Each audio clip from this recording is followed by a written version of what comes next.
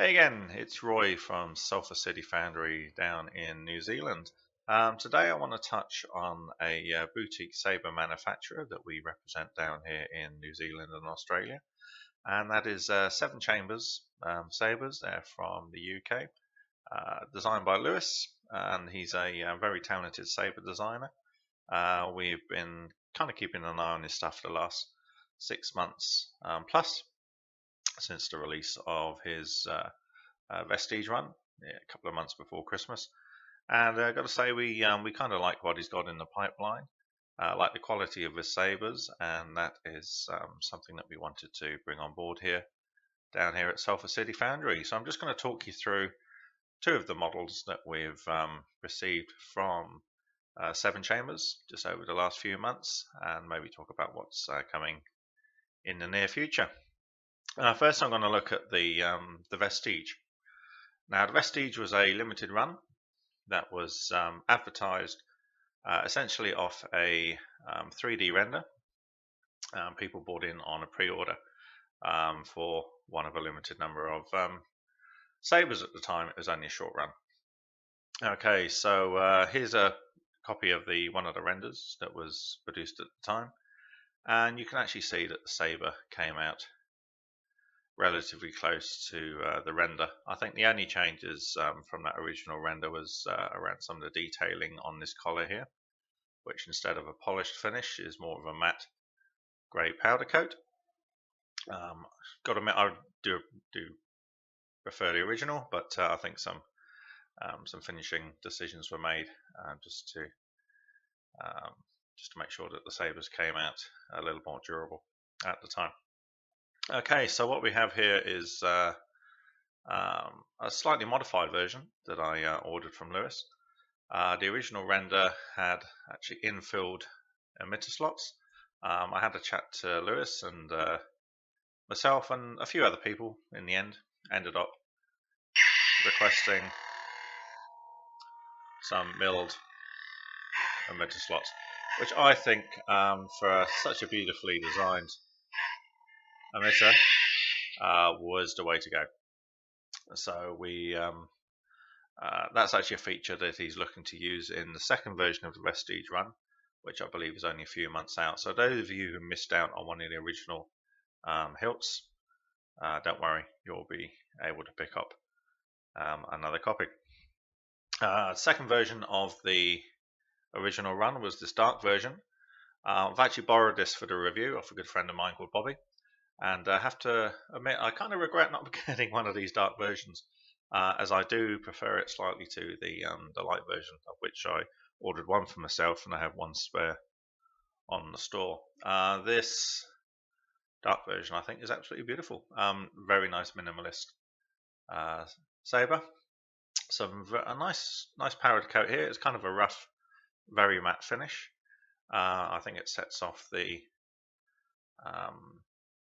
saber very nicely with the contrast of a polished brushed aluminium finish here and a very dark matte powder coat.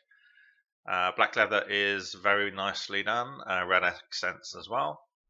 It should be noted that the empty hilts came with a momentary button and a heatsink, which was especially designed for the Vestige. It is very close to a 25mm internal diameter. It's a bit snug, so your normal 25mm heat sinks from Saberforge and Custom Saber Shop and Ultra Sabers, etc., won't fit. They're just a tiny fraction of a millimeter too big. To me, I think that's a bit of an oversight, because you're actually limited to the heatsink that you get actually included with the hilt from Seven Chambers, so it reduces the number of options you have for swapping out the heat sinks. But chatting to Lewis, that's something that's been addressed in the second run. In fact, all of his sabers now from Seven Chambers have a slightly larger internal diameter, which means it will accept pretty much 25mm standard heat sinks from any manufacturer. The internals of these, Lewis has released the STL files for his open source 3D chassis, so anyone can download the files and print out their own chassis, or we've pre-printed some of these and we stock these on Sulphur City Foundry. The chassis has been modified, I think, to take a recharge port now. With the original chassis, you actually had to drill a hole in the end there and mount the recharge port internally, or find somewhere else for it to go within the chassis. I believe that's been addressed by Lewis. And the chassis doesn't take a standard 28mm speaker. It takes a 23.8 or 24mm, which you can. It's very snug. You do have to trim down the certainly the 24mm speakers that I found. You do have to shave a little bit of plastic off the outside of the prongs, just here, just to fit it into the chassis. Downside with having a recharge port on the inside here is you can't actually glue or fix the speaker within the chassis, but so far I've not really found that to be too much of an issue. Okay, so that was the Vestige. Kind of love these hilts. I do like them. I've got Lewis has managed to sort me out a black one, another dark from the original run from one of his spares, and he'll be sending that out to me. But like I said, you'll be able to pick those up in the V2 run, which should be just a few months away. Now moving on to another recent hilt that Seven Chambers released, and that was their Emissary V2.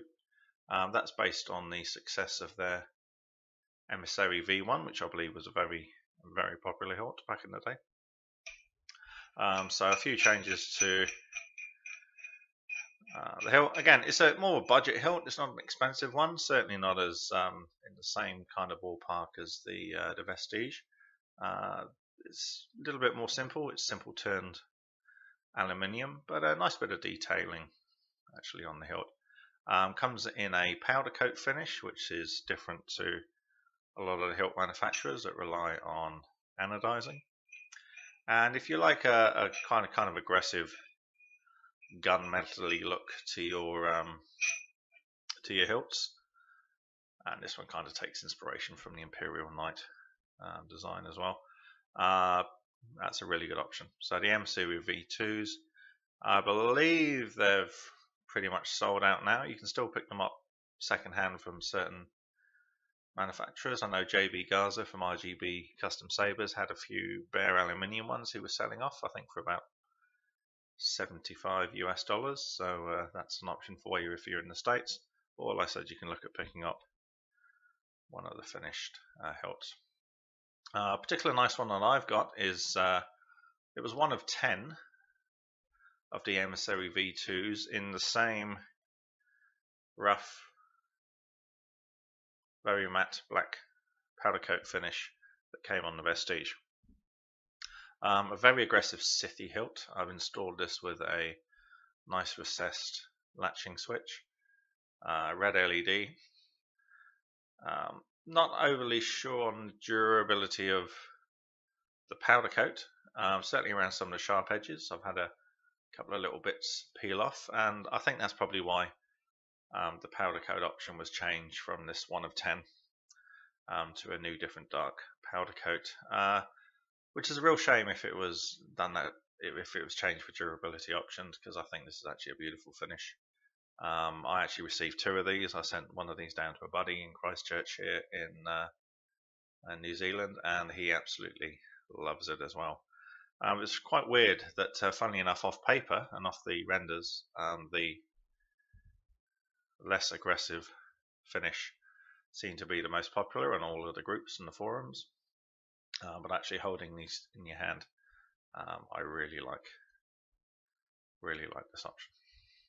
Okay, so where's Seven Chambers going now? They're just about to finish their Imperial Knight run in collaboration with Phoenix Props. I believe that finishes today.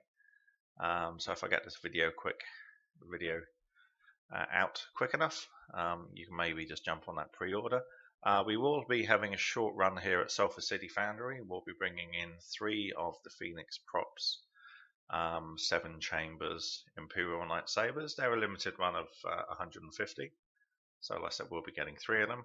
1 will be going on my own personal shelf, and 2 will be available for purchase. They take the standard chassis, and we may even throw in a free chassis when we list these. So you can do your own installations on those Imperial Knights, or we'll quite happily do the installs for you here at Sulphur City Foundry, should you be located down in Australia and New Zealand. Okay, so that's a bit of a kind of touching on some of the recent activities from Seven Chambers. I know they've got some really cool stuff in the pipeline, and they are definitely a designer and manufacturer to watch. Most importantly, I'm quite looking forward to their new SaberWav saber boards. They're not too far away from those. They're currently in the late stages of production. Very small board, which I like for my installs, and very well spec'd as well. So I'm actually quite excited to get the first sample versions of those. And then obviously there's a few designs that I've been privy to in the pipeline as well, and I want to say that you guys will probably get very excited about what's coming out of Seven Chambers in the next few months. Okay, that's me from Roy from Sulphur City Foundry. Again, my website link will be popping up on the screen round about now, and will be down there in the comments. Feel free to jump online, see what we do down here in New Zealand and the Australia area. We're just helping to build a community down here. We both have day jobs. Our population is relatively small in New Zealand. We've only got 4 million. So as you can imagine, you don't make a living off lightsabers. You kind of do it for the love. So yeah, pop any comments down in the video. If you'd like to see any more manufacturers or any more items from Seven Chambers, if you'd like to see some technology videos, installation videos, tips videos, just let us know in the comments, and that'll help me plan some of our upcoming content. Okay, so have a great day, enjoy your sabers, and speak to you soon.